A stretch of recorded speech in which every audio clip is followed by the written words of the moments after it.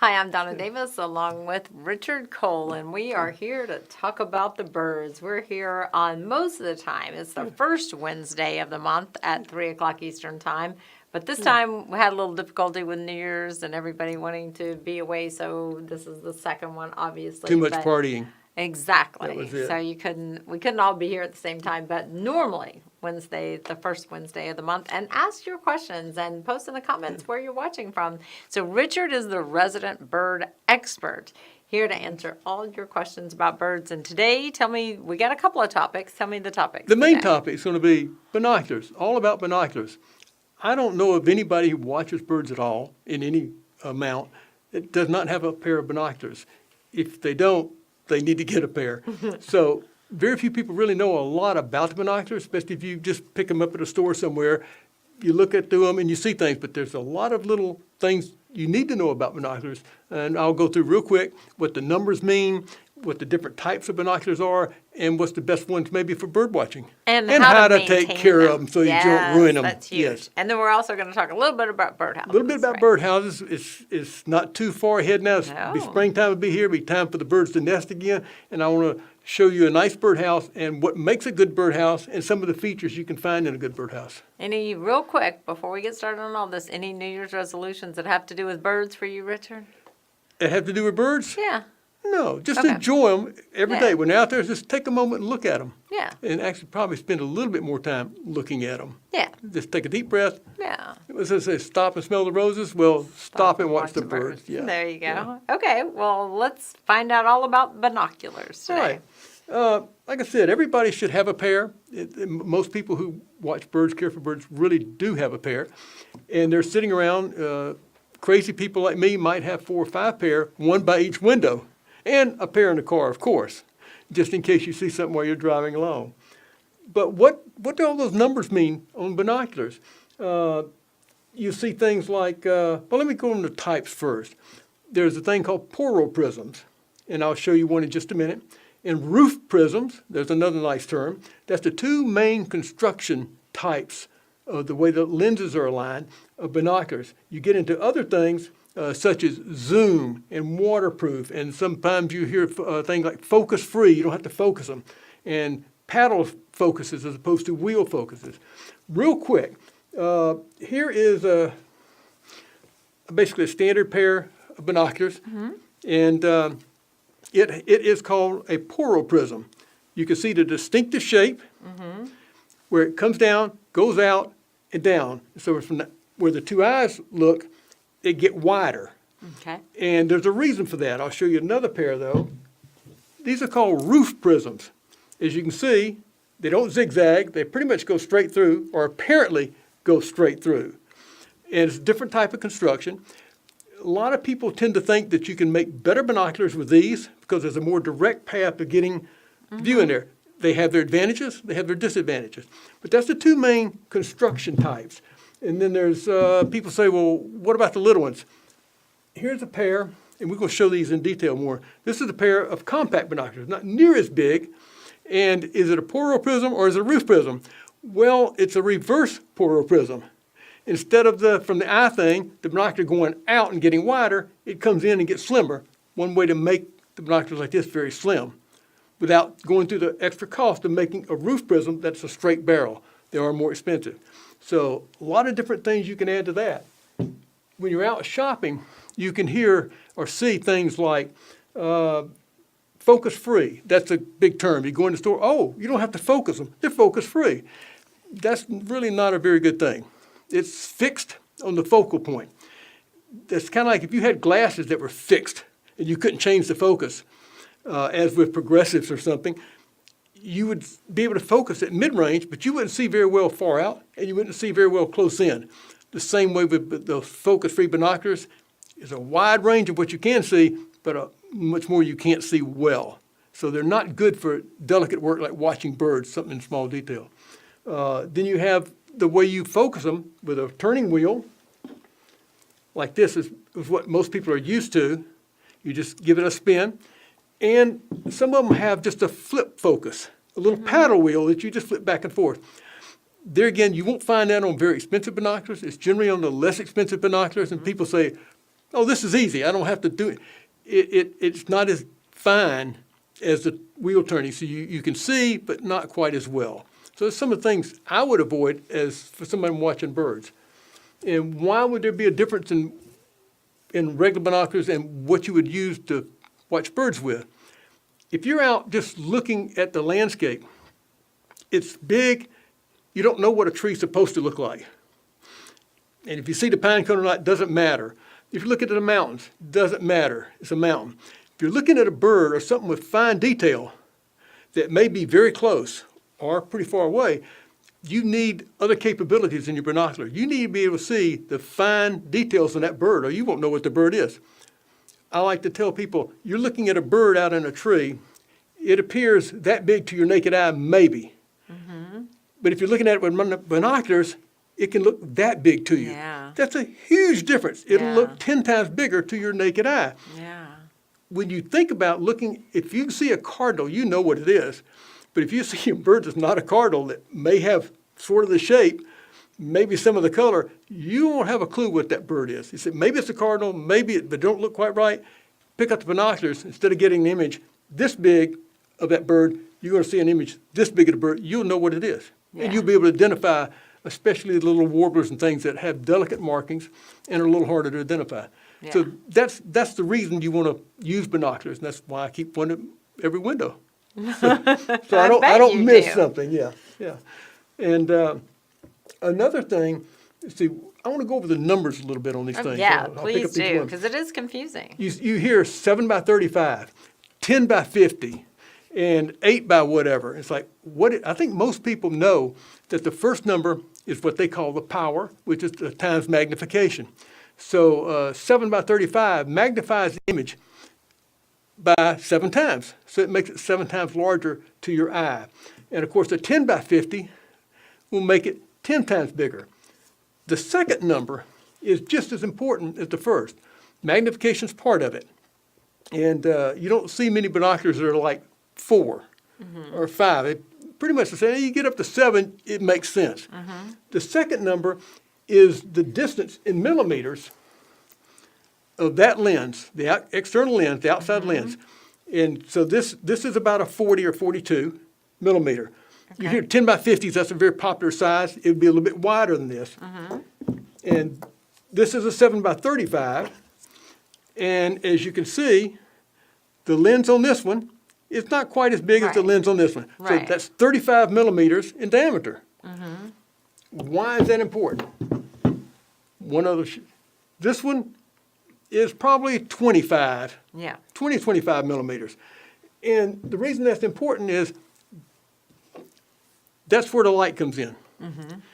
If that's too small, you don't get much light in. It can't be too small, but the smaller this is, the less light gets in. So the less light comes out the back, the less light you get to work with. So the bigger this lens right here, the better you're going to see. The more light the binoculars have to work with. Like you said, the little Yeah. ones, they might be great for being lightweight and that Yep. kind of thing, but you might have a dim image. in You'll it, so never you don't see it as well. You'll never see as well, especially in lower light situations. That's Right. where it really makes a big difference. If you're at bright sunlight and you're 20 feet away, you're not going to see a lot of difference. But it's a little dimmer, a little further away, you need the extra light coming in for your eyes to work with to see the image better. So these are great. Got to have one in your car too. That's what these You are made keep for. them in the car? You got to have them in the car. Absolutely, absolutely. How many pair do you have of binoculars? Maybe 5, 4. Oh, yeah, that's good, not too yeah. many. And yeah. you said you'd had one for years, 6, right? maybe 7. Hold on. I'm counting some others. Yeah, I've had, these are very good binoculars, and they're probably about 20 years old. Yeah? We're going to talk about that too. Why How not to have a pair of maintain 'em. binoculars and still use them that's 20 years old? Care and maintenance of your binoculars. I will show you one other thing while we're just going through things quickly. If you look at this, one of these is longer than the other. Yeah. There's a reason. Why? I'll show you in a minute. We'll get to it. And that's very important too, especially for people like me who wear glasses. So we talked about the magnification and what the difference is between a low power and a higher power. We talked about the size of the external lens to get the light in to use. And close focus. It's important to birders. You'll hear the term close focus. And if you pick up most binoculars, especially at a sports shop or something, they're not close focus, which means they can't focus very closely. They're set to focus at about 30 to 40 feet, 50 feet out to infinity. That's great if you're on a golf course or you're just looking at scenery or just generally watching things. But if you're watching birds, there's a real good chance, if you're a little lucky, the bird's going to be closer than 50 feet to you. It may be 20 feet. It may be 15 feet, maybe 10 feet, right out there on your feeder. If your binoculars can't focus that close, you can't see it with the binoculars. Yeah. And yeah, it's only 12 feet away. You still had rather look at it with the binoculars because you'll see 10 times the detail Right. and the color. And you can actually see the bird's eyes and things. Really nice. So you need a pair of binoculars that focus very closely. And you have to look for that on the package and look for it when you're doing research on it. Look for ones that say close focus. Okay. If it's a demo pair, just simply pick it up and focus it to something very close to you on the sales counter. A good test I use is if I can see my shoes and I can focus on my feet. That's close focus. Yeah. Most of them won't quite do that, but it's nice to have it. And another thing, excuse me, to talk about is eye relief. And it's something very important, and I mention it to people like me. Eye relief sounds like something you're going to make your eyes feel better. Yeah. But it's coming out the back of any binocular, out this end, the light that's coming out comes out in a cone like this and focuses to a point. So there's a good way to look at it. Right there. It's just a little shaft of light, comes out a little place right here and comes to a cone called the focal point. That focal point is where it's in focus. And the manufacturer can change how far back that focal point is. In the case of this binocular, it's about right there, just roughly showing past this lens, and that's about right where your eye needs it. But if you have glasses on, you can't put this right up to your face. Right. Your glasses hold it further away, you can't get much of the image. Yeah. The image gets smaller as you back away. So they put these little rubber cups on here so you can fold them down. And if you put this up against your eye, without your glasses, you can't see much either because your eyeball is right there on Yeah. top of the glass. So, but with your glasses on, it's the perfect distance out. Okay. So eye relief, if it has long eye relief and long cups, and you wear glasses, that's an important feature right there. Because if it doesn't have long eye relief, it doesn't have much of a cup right here, and you wear glasses, you'll see through them, but the picture you're seeing will get very small Okay. because you're backing away from it. And so eye relief is very important, especially if you wear glasses. If you don't wear glasses, it's not a big concern. Yeah. And let's see, exit pupil, did we cover that? I don't think so. I don't remember exit pupil. Oh, we've got to talk about exit pupil. Exit pupil, if you pick up a pair of binoculars and look through this end, I think I can almost get a little glint. You'll see a little point of light in there. And when you look at them on this end, look, you'll see it coming out the back. It'd be a little round circle of light. That's how wide the shaft of light that's been magnified is coming out the back. The bigger that is gives you more and more light to work with. Also, it gives you more and more of a picture in which to move around in. As that gets smaller, you have a little bitty picture. You have to be completely dead on it to see it. If you move slightly, you don't see much of the picture. Yeah. So a big exit pupil is important for being able to have a little movement around there, still see the full picture, and also the amount of light coming through. And you don't see that generally on the specs so much. If you look closely, you'll see it sometimes. But it also has to do with how big these lenses are and how much light they can get out the back. So Interesting. it's just something to think Yeah. about when you're getting a pair. In general use binoculars, even for birders, it's not terribly important, but it's nice to know. Yeah. And let's see, we got the exit pupil, we got eye relief. Close focus, you did that? Close, Magnification? close focus, yeah, and magnification. That covers the main parts. Price. You can talk about all these features. You can talk about a lot of the mechanics of it, but there's a couple of things that are very important on how well you see. Price is a good way to look at it. You can't build an extremely good, clear, sharp binocular for $10. It's not going to happen. You can't do it. And there's also a point at which it probably doesn't make a lot of sense for some people to spend the money. You get above $800,000, $900,000 for a pair of binoculars, you have to seriously consider how well you can actually see. And but if it's very important to get that clarity, yeah, you'll pay the money for it if you want to. But just in general looking, I don't know where the sweet spot is in this stuff, but you have to think, if you want to try to get a pair of binoculars, you see them sometimes in the little stores, you'll see what it's just $8, $15 for a pair of binoculars. It's a toy. It's really just a toy, and it's not going to be worth anything for really watching, but it's great to give the kid because a week later it's going to be destroyed anyhow. Well, now, you've talked about some of these pairs you've had for 20 years. Yes. So, that's quite an investment in your enjoyment. So I guess it just depends on how long you think you'll use it, how much it means to you, and then, of course, what you have. Yeah. And so to get back to, if you're going to buy a pair for your home use and you're not a super professional bird watcher or something, you may end up being that, though, if you see a good image. You go ahead and spend, I think you have to look at probably the minimum $50 or $60. Okay. And that's on the low end to get something that's really decent to look at, and some of them are okay.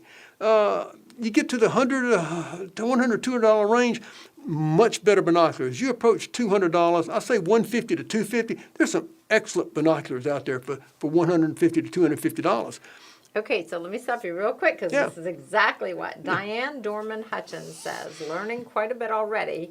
I can't stay, but we'll be back this evening to learn more. Hope you'll have suggestions for reasonably priced birding binoculars. And maybe give some brand names of things that you think might be good for, like, say, $100, $250, do you know? Yeah, there's, the brand names, there's several. And I'd hate to give exact brand names because sometimes you'll see one that's in a store's name that's made by one of the brand name manufacturers. I think it's generally safe in this business anyhow. I've never seen anything where the really cheap binoculars are sold for a very high price. Typically, it's a low margin product. Okay. Until you get down to the real end for the $15 or $20 or $30 binoculars, there's probably a high profit margin in those things. But as you get on up, it's kind of like cameras. There's not a lot of profit for the retailer in those because there just isn't. The way they sell them, you have to discount them because a lot of the companies out there, like the cameras, will sell them as cheap as they can, mail order. So it keeps the price down. So you're, in general, going to get what you pay for. So if you want a decent pair of binoculars, it's certainly right about the $100 range up to $200, $250 if you can stretch is much better. Some people say, no, you need to go to $400, but I think you can find some pretty good binoculars for that. And the brand name probably is not going to matter if you're paying that much for them, and it's at a reputable dealer. Yeah. Look for the features. If you're looking at birds, you probably want to stay around a 7 or 8 power. And I know when I first got started, and most males will do the same thing. Oh, I want a 10. Yeah. Give me the 10s. They're bigger. Yes, they're bigger. And the power's more. That doesn't mean they're better for what you're going to use them for. If you're looking out there and you see it a long way away, 10 power is fine. The disadvantage is a 10 power, if it's got a decent sized lens in it like this and not a wimpy little lens. So a 10 by 50 or 10 by 40 is going to be much heavier to use. And I don't know that there's a huge advantage. Another problem with the higher power is movement. It's like looking through. If you ever go to the beach or something, have one of these things, telescopes on the thing, and you're trying to look and it's shaking. Yeah. Or the weather cams on the news shows. You're looking out across the city, and everything's just the slightest movement makes the image move. You can't make out what you're looking at. Yeah. If the image is jerky, the lower power stops some of that because you're not zoomed in quite so far on it. Yeah. So as you back away from it a little bit, still get a good image, your movements won't distract from that image so much. Right. So I think I've concluded, a lot of other birders concluded, an 8 power is really good. It's more than a 7, less than a 10. It's kind of in that sweet spot middle. You Yeah. get a little more power, but not too much shaking, not too much weight. Yeah. And it's better. It's bigger than a 7, so you can feel like, yeah, mine's bigger than a 7. Yeah. Yeah. So let's talk about the big thing, how to clean them and Yeah. maintain them. But if you spend a lot of money on a binocular, I mean, if you got a $25 or $30 pair of binoculars, don't worry about it. It's $25 or $30. But if you go out there and plop down to $200, $300, $500, $600, or even $150, it's an investment, and you want to use it for a long time, like these. And Yep. like I said, the reason I've used these a long time is I've kept them well. The number one thing that ruins binoculars is not dropping them. Oh. That may be number 2. If you drop a pair of binoculars, I'll hit this real quick, and it hits wrong, it may mess up the alignment where this barrel's straight, this barrel's straight. If it's off, not even enough for you to see, you pick these up, you'll be able to see clearly out of left eye, clearly out of the right eye, looking at both of them together, it's going to be blurred because these aren't straight anymore. And I was going to mention one other thing too about, don't let me forget to make sure everybody knows how to set these things up for their own eye. But we're going to talk about cleaning them. The old blow on them or spit on them and wipe it with your shirt tail is an absolute no-no. The biggest problem is there's probably, if they're dirty and you need to clean them, that dirt probably has silica in it, which is a sand product, which means it'll scratch. It's abrasive. And you won't notice much, but after doing this for a while and over a few years, they just get scratched. Right. Very, very fine scratches, but it just diffuses the light. The image is not as clear, not as sharp, and you'll render them not totally useless, but not worth using. So you don't do that. So what do you do? First of all, always keep them in a case if you can. Whenever you're storing them, put them in a case. Take them out, use them. If you're going to clean them, you need a brush, an optics brush. It looks like a little lipstick. You squeeze it and the brush comes out, or use something like that. Don't blow on them very hard because saliva will get to the lens. But turn them upside down and use a little brush or a little light cloth, like a lens cloth, never paper towels and things like that, and try to get the dirt lightly out, upside down, and on the front lens also. And then keep one of these in your binoculars case. It's a lens cleaning cloth. It's clean, and make sure it's clean too, and soft, and it won't scratch your lenses, and never push too hard, just lightly clean it. This plain water will be fine. And here's a little hint. If they're good binoculars, you spend a little extra money on them, and they're waterproof, you can put water on them. You can literally put the faucet on them, not hard, just rinse off the dirt. Before you do much rubbing, that's one of the things you want to do is get the dirt off. Either with a light brush, a little water, or a Q-tip dampened, and get around in the edges with a Q-tip. But never spit and blow and wipe with your shirt. How often would you say you clean yours? When it gets really bad, Yeah. I don't worry about the cleaning because I know cleaning does degrade the coatings on the lens, not the glass, but it gets the coatings, and that's what helps these things see well. So I don't worry about them until I see the dirt build up, or if I've got some contaminants on it, like I've been out at the beach or in a dusty area with dust is flying, then I'll clean them. Yeah. Other than that, no. One other really good hint, the worst way in the world to store your binoculars is sitting on a counter like this. Never do that. Why? All the dust in your house, all the dirt, Comes falling all down. the grease fumes from your kitchen, going to be coating that lens right there. Yeah. And it's going to sit there until you use them next time. And then you won't be able to see well, and you're going to blow on it and rub it with your shirt to clean it off so you can see. And that's not a way to do it. So just lay them down sideways. Yeah. That's second best. The dust won't settle right on the lens. And the other thing is, put them in the case. Right. I was going to say the case. Yeah, or have something over them like a little cover, and that will keep them a long time without damaging them. And like I said, if they're waterproof, you can use faucet water just lightly. Don't ever use Windex. Don't ever use paper towels. They all are abrasive to some extent. Just use water. Okay. It's the best thing for Great them. information, And Richard. lightly. We have only 4 minutes left. Oh, my goodness. Have we finished enough on that we can go to the birdhouse? Well, I tell you what, I think we Oh, yeah, have. you said adjust for your eyes. We got to have that. We do have to have that. When you get a pair of binoculars, we'll do this pretty quick. Okay. You may have to run over. And people get them, and they know the focus right here, the little thing to go back and forth. But there's also, on all binoculars, except for the focus free or something, have a little, on the right eyepiece, a little thing Okay. you can turn right there. Yeah. And that adjusts for the difference between your two eyes. And to do a pair of binoculars for your eyes, to make it work for you, you want to come up and cover the one with the adjustment on it. Cover it with your hand, as opposed to closing your eye. If you close your eye, you affect the way your eyes look. But just cover it so you don't see, and relax. Look through the left lens, and at a tree or something with some fine detail, look at the leaves, or something at least 15, 20 feet Okay. away. Very fine detail, and get it focused as clean as you possibly can. Oh, yep, there it is, perfect. It's as clean and focused as it can be. Then just swap. The left one is set for that eye. Now you need to adjust the right with this focus depth, and this will compensate for the difference in the eye, and then you turn this one until the right image is as clean as it can be, and stop. And then you look at the numbers. All binoculars have a number or a peg there, yeah. and you say, well, it's either a minus or a plus. But what you can do now, once you see that little spot where your eyes work for, you can hand it to somebody else. They can do whatever. You come back and you just put it right back where you had it. Okay. Every time you pick it That's up, great information. it'll be clear. A Yeah. lot of people, it's surprising. I've had people tell me the binoculars weren't any good, and it was that. Yeah. They had no idea. This one's much more visual than some of them are. Some of Yeah. them are very hard to turn, and people don't even know they turn.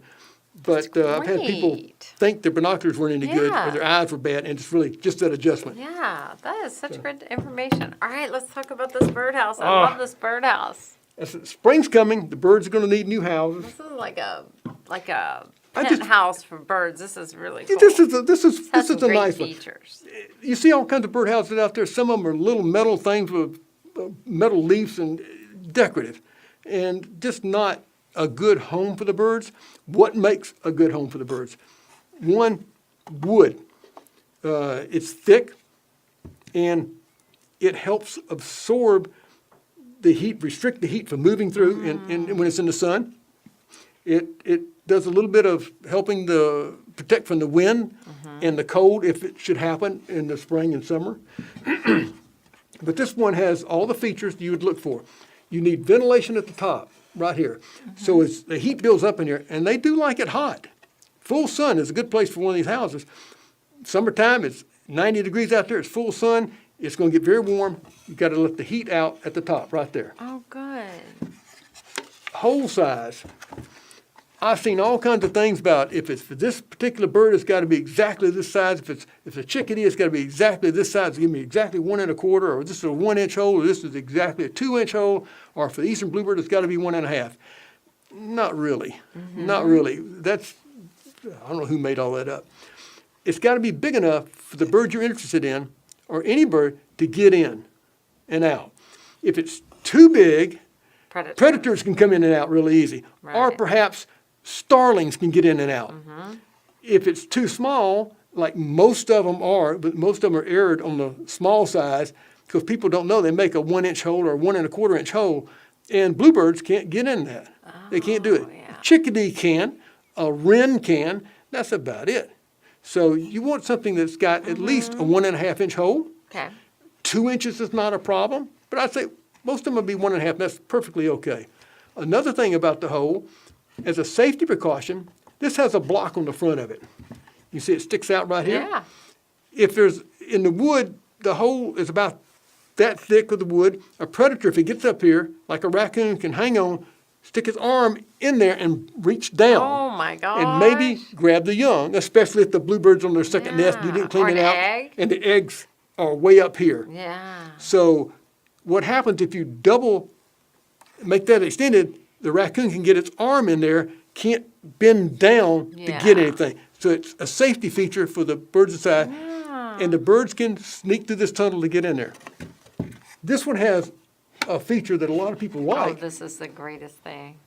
I love this feature. Whoops, wrong one. There we go. You can flip this open this up right here. Yeah. You can see in. There's a plexiglass thing there so the birds don't jump out if they're young in the nest. Yeah. And you probably won't disturb the birds that much if you're careful, especially if you tap on the thing and give them make some noise coming in there. They'll learn that you're coming. They'll jump out. The best- females will jump out, get off the nest, and Yeah. they won't bother. You won't bother them. But there's a spare one of these on inside the box. In this particular one, there's a spare because the squirrel's going to start chewing this up. Oh. So when it gets really raggedy, you just replace it. The plexiglass can be taken out for cleaning. There's a little wire mesh tray right here. Yeah, I love that. And you see it's up also. So when the bird starts building a nest from here up, any parasites, mainly like blowfly larvae, where they're a problem, will be in there. They'll fall through That's to wonderful. the bottom of the tray Yeah. down here and not be able to get back up into the straw where they can affect the birds. It's just a good Yeah. way to keep things. And if That's it a rains great hard and gets in the door, idea. it has a way to drop down here and get out. Yeah. Speaking of the rain, What if a you great design. you see the little corners down here, they do two functions. One, if rainwater does get in, they got a place to drain. Also, cooler air can come in here, up through the nest, and out the top. Wonderful. So those are some of the things that make it a good birdhouse, and a slanted roof, of course. And it looks good. It looks great. But something like that is really what you want your birds to have. Yeah. Pole mounted out in an open area on a tree is not great, but And it's not okay. bad. This is $40. You get Yeah. so much enjoyment out And of that's a that. really nice house. Yeah. And I think it might make it a little easier to clean with that little tray because you just go in and get the nest and get it out. Yeah, Yeah. and you do want to Yeah. clean them after the nesting. Like with bluebirds, they'll try up to three times, sometimes 4 times in a season to have young. So after you see the activity stop, go look. If the eggs are gone, the birds are gone, pull the nest out, hose out the inside, let it dry, close it back Yeah. up. So it'll be clean. They'll rebuild a nest very quickly, and it Yeah. won't be parasites in it. So we're a little bit over, but that's Yeah. okay. Ron Ballard has a couple of questions. Best way to clean out old nesting material and inside of the nesting box. So do you need to put a little bleach in there? You could. I don't do it. There's nothing wrong with it. The biggest concern with the birds is not bacteria, but it's in fact parasites. So if you open the box up, you take the nesting material out and throw it away somewhere else, not right there into the box. And I generally open the front, take a hose, and just blow it out Yeah, really good. hose it If out. it's got a lot of coating of droppings and all there, take a brush and just brush it off really good, hose it some more. Leave the front door open for a day, let it dry out some, close everything back up. Okay. But a good hose, throw the seeds, the old nest somewhere, not right there, just over in the trash pile, and let them start over. Okay, Ron Ballard has another question, and he asked about the bleach too. So Yeah. you covered that. What about paints or stains or best wood to use? Cedar, and most commercial birdhouses use western red cedar, which with the one I was showing you it's a light thing. It doesn't have the strong cedar smell, and it's a good insulator wood. It's Yeah. not too thick or dense, so the heat don't travel through it as well. So that's probably the best wood to use. Okay, so would you paint it or stain it or just leave it? I would leave it. Okay. If you did anything, I would say you could paint it would be better than staining it. If you stained it, it might be okay, but I wouldn't stain it and then put it right out for the birds because there's a lot of fumes involved with stain more so than paint. And I think paint tends to seal things a little bit better. So you could do either one. Just don't put it out there immediately. Let it air out a little while with this thing. But they're perfectly fine like they are. The cedar will last a long time if kept up off the ground, and it won't rot on you for Yeah. many years. So I want that house. Yeah. Oh, it could be yours. It can't be mine. It can be yours. Thank you so much for being here today. It was so informative, and thank you all for asking your questions, and we hope you continue to join us every first Wednesday of the month at 3 o'clock for Richard Cole telling you all about birds. And enjoy those binoculars. That's right. Looking at a new They're great. birdhouse. Yeah. Yeah. And then we know how to use them. There you go.